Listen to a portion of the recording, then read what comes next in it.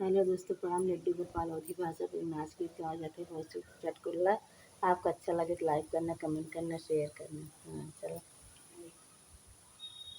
मेरे मनवा के मिला हनी परानी हो, देखी देखी जरई जेठानी हो। मोरे मनवा के मिला परानी हो, परानी हो।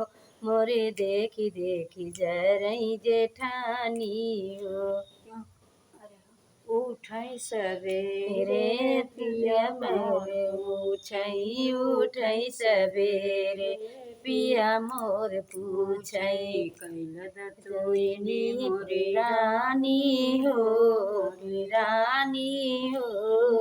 देखी देखी जरई जेठानी हो, मेरे मनवा के मिलले परानी हो, परानी हो। मोरी देखी देखी जरई जेठानी हो।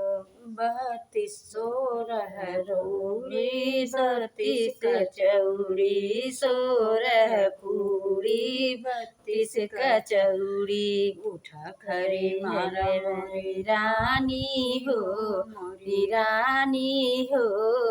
देखी देखी जरई जेठानी हो।